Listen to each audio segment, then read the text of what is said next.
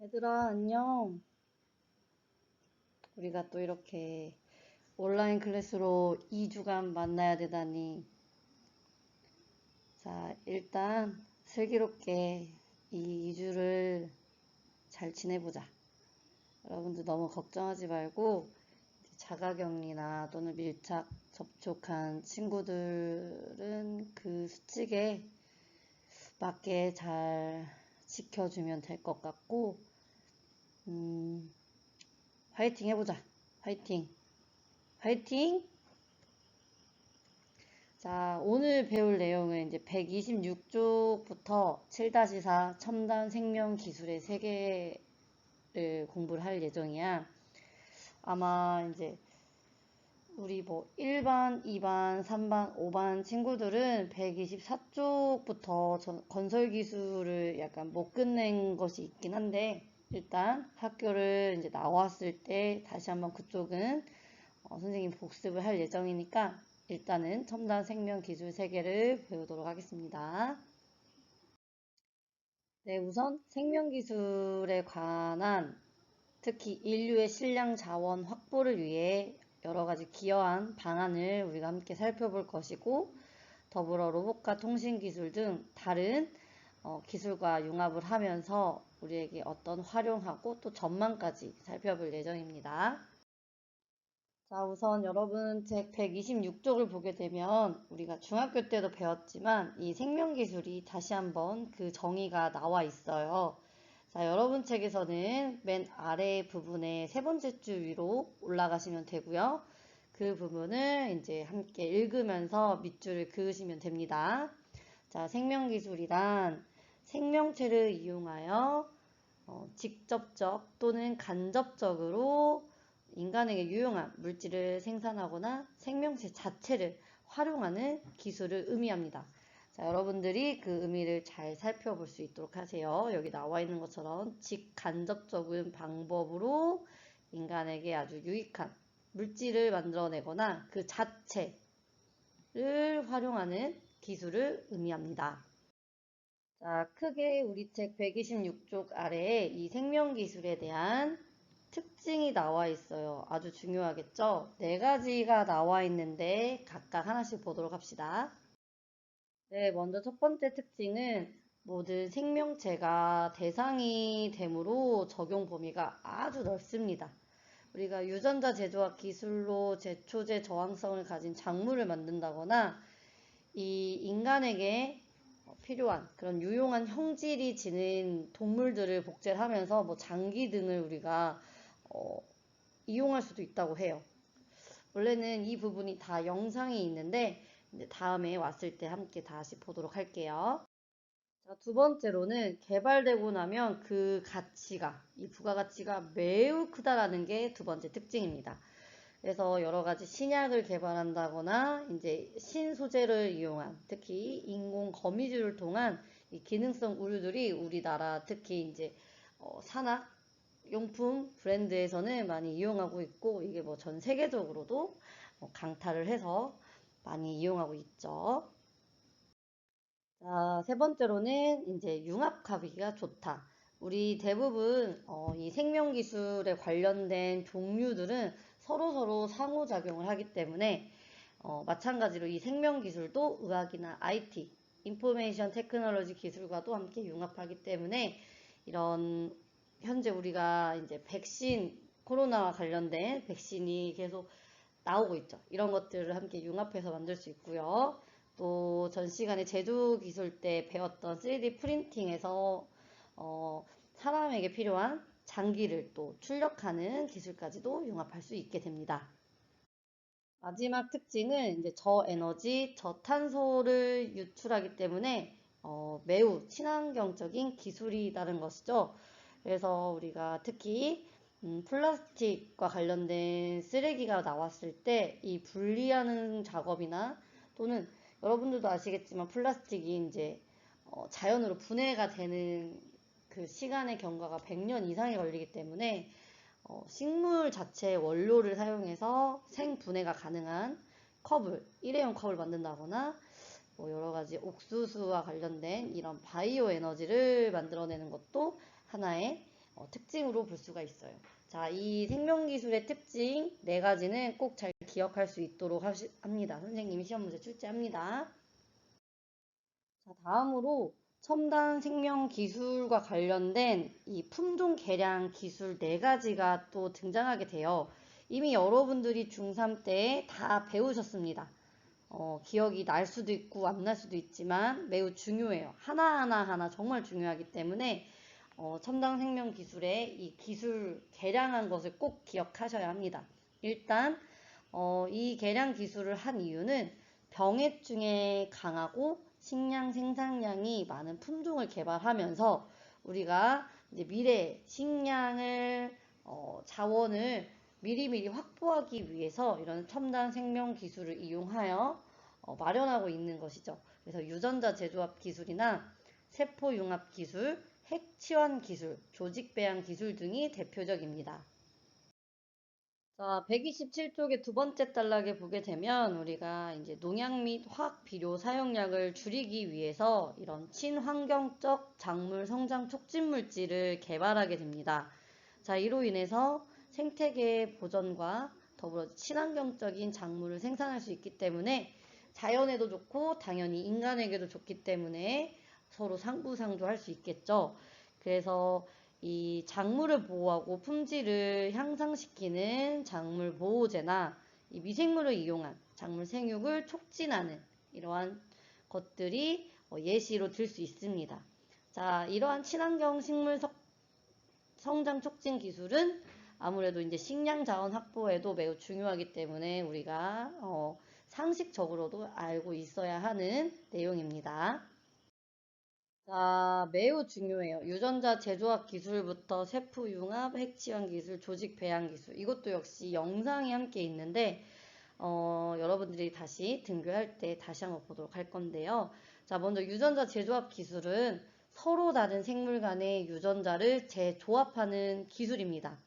그로 인해 인간의 유전자를 가지거나 병해충에 저항성이 있는 아주 새로운 특성이 있는 형질로 전환해서 생명체를 또는 생물을 만드는 것이죠. 자, 그래서 특히 우리가 많이 이용하는 것 중에 하나가 이제 벼예요, 벼.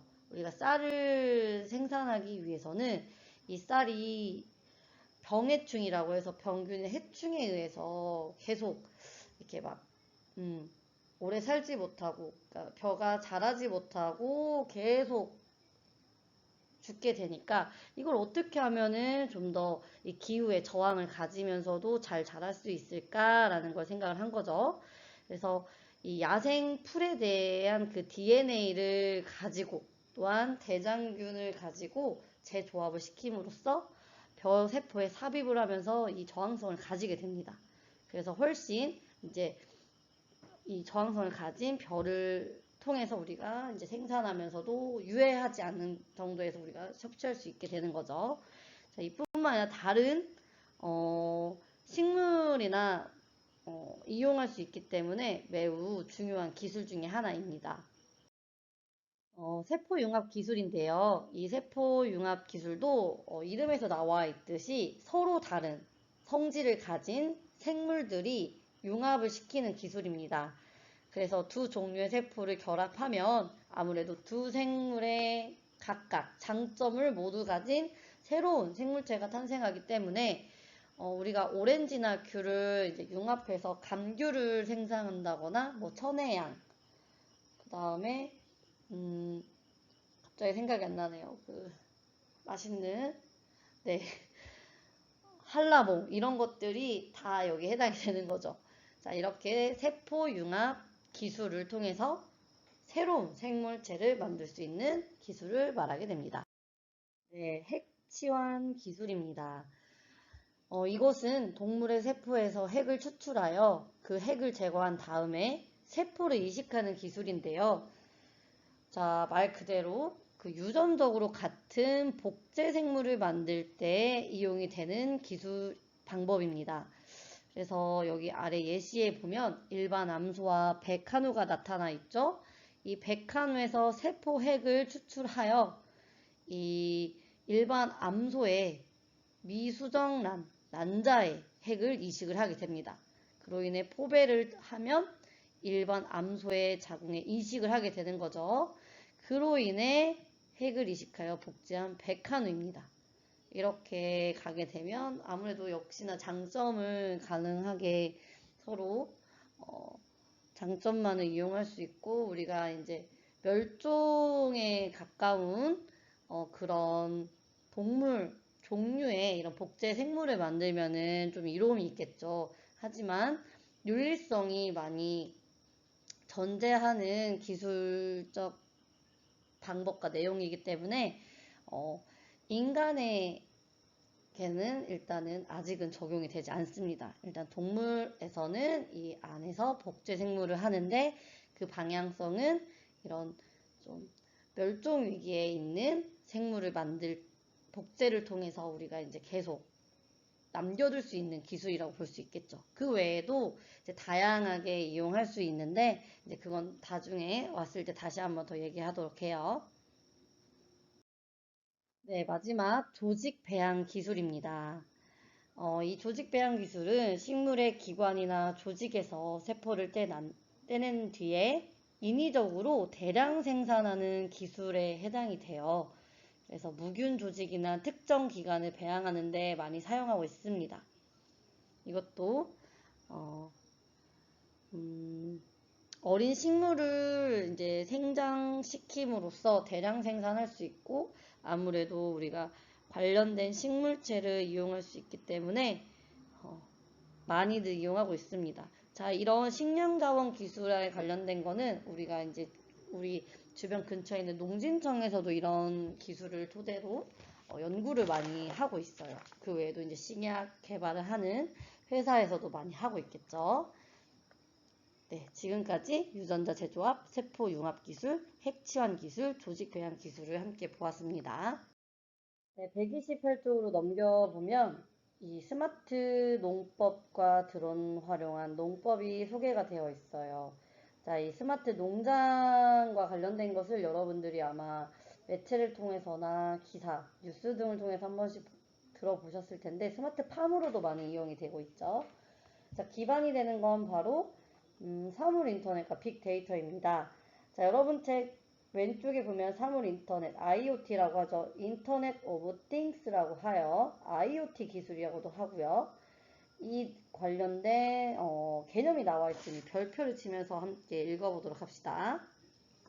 사물 인터넷이란 사물에 센서를 부착하여 인터넷으로 데이터를 주고받는 기술이나 환경을 의미한다. 자, 그리고 빅데이터를 한번 또 같이 한번 읽어볼까요? 자, 빅데이터란 디지털로 생성된 데이터로 규모가 방대하고 주기가 짧으며 다양한 종류의 데이터를 지칭한다. 이러한 데이터를 분석하여 사용자가 원하는 작용을 활용한다.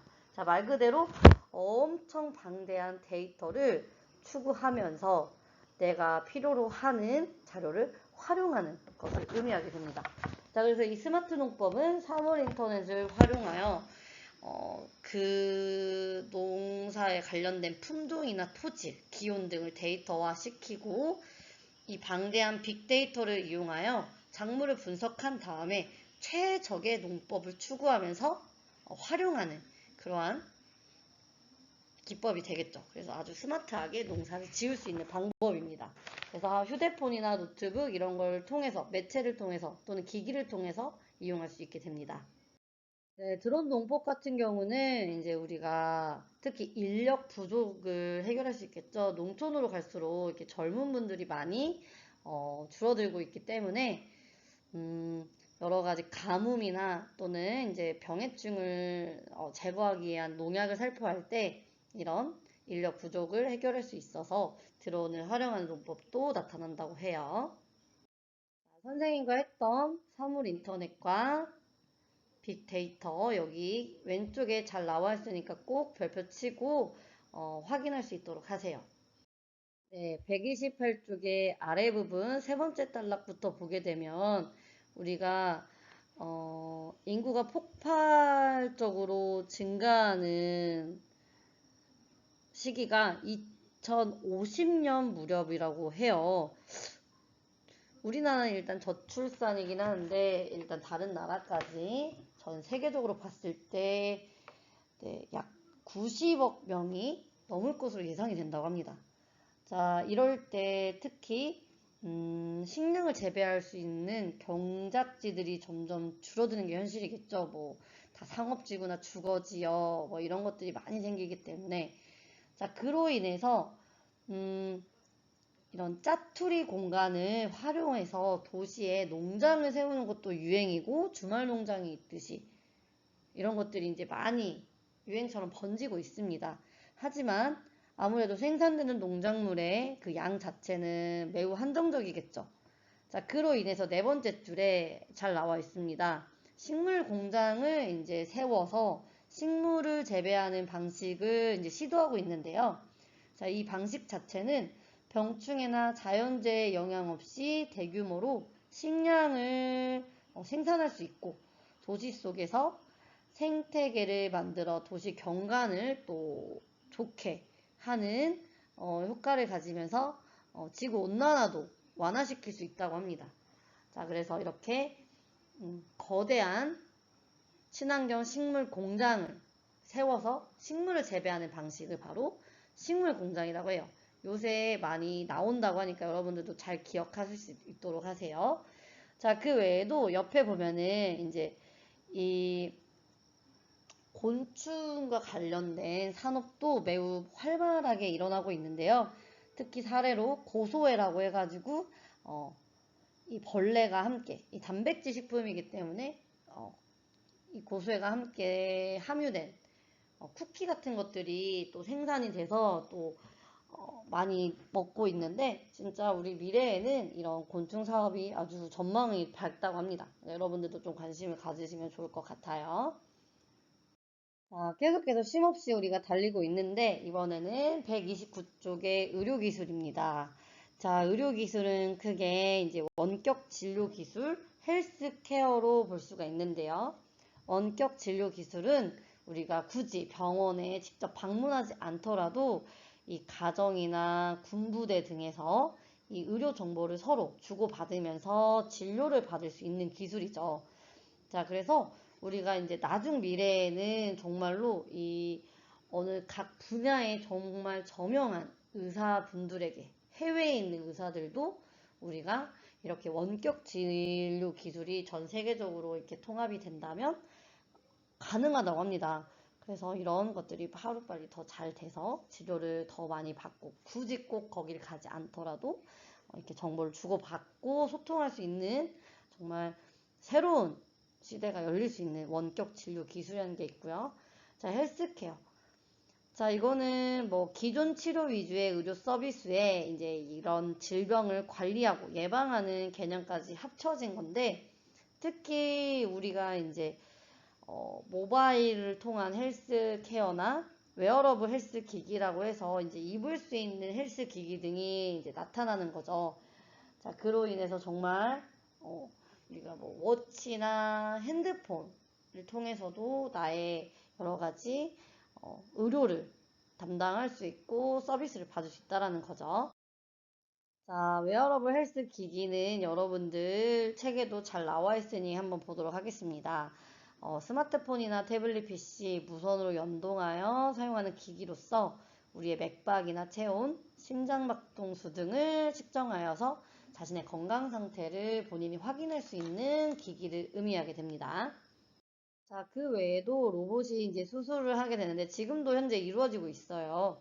의사 선생님께서 이 모니터로 3차원 수술 영상을 보고 원격을 통해서 로봇을 제어해서 수술을 집도하는 것인데요. 아무래도 이 기존 수술 방식으로는 매우 어렵거나 불가능했던 다양한 수술들이 가능해지면서 우리의 생명이 연장되고 그만큼 의료 기술이 발달하면서 더 비약적으로 우리의 전망이 밝다라고 볼 수가 있습니다.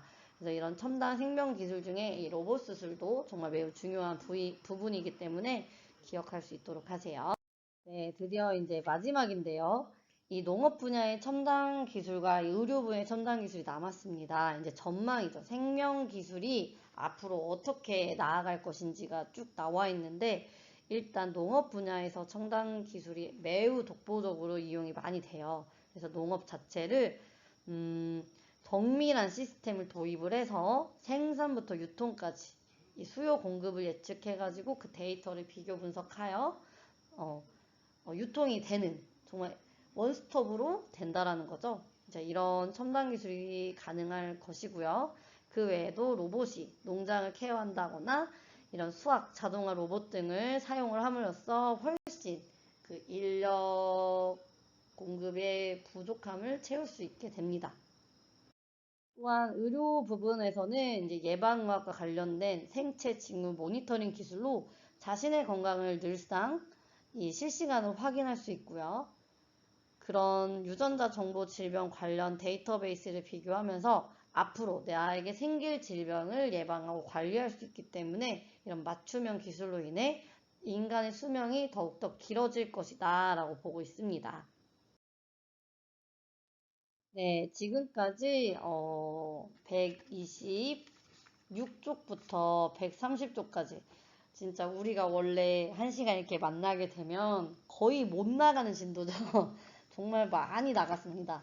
거의 그냥 아예 생명기술을 다 나갔는데 여러분들이 좀 이해가 안 가는 부분도 있을 것이고 또 선생님이 너무 이제 책 위주로만 했을 수도 있는데 자, 그 부분은 이제 등교를 하였을 때 우리가 다시 한번 중요한 부분을 다시 복습할 테니까 너무 걱정 안 하셔도 되고요.